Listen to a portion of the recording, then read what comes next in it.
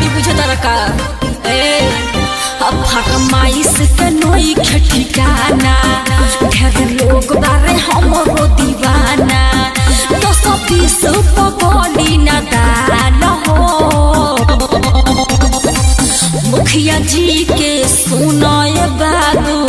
मुखिया जी के सुनाए बाबू होई पर्सनल माल हो मुखिया जी के सुनाए बाबू होई पर्सनल माल हो का बुझला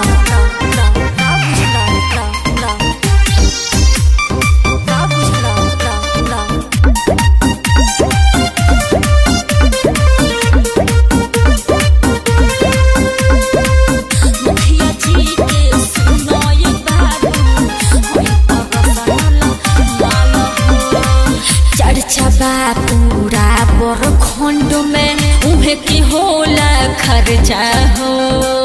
दिल में हमरो छपल बाटे उनके नाम के परचा हो का तकड़े कर देसी लौलेसी ना लगी हो चर्चा पूरा बरखंड में उनके होला खर्चा हो दिल में हमरो छपल बाबे उनके नाम के परचा हो होई तरह से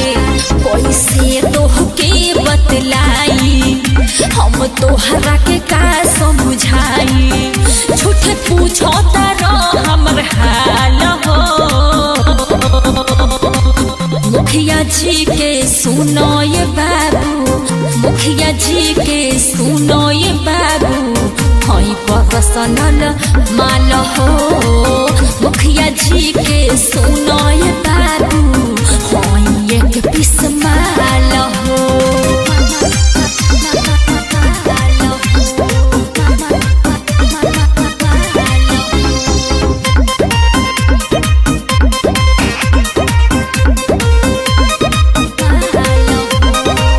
राइटर अंसारी का हम बताई करिले कितना प्यार हो जय लाल के मनल बानी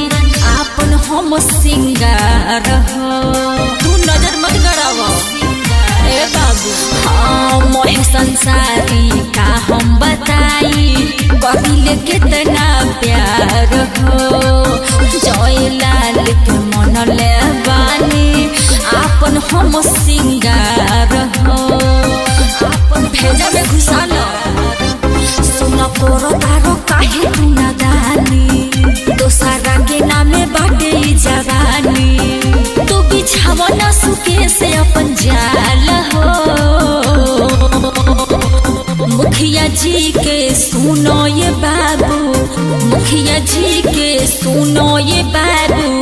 होई पर्सनल माल हो मुखिया जी के सुनो ये बाबू होई एक पीस माल हो सत्यम रिकॉर्डिंग स्टूडियो खोड़ी पाकर।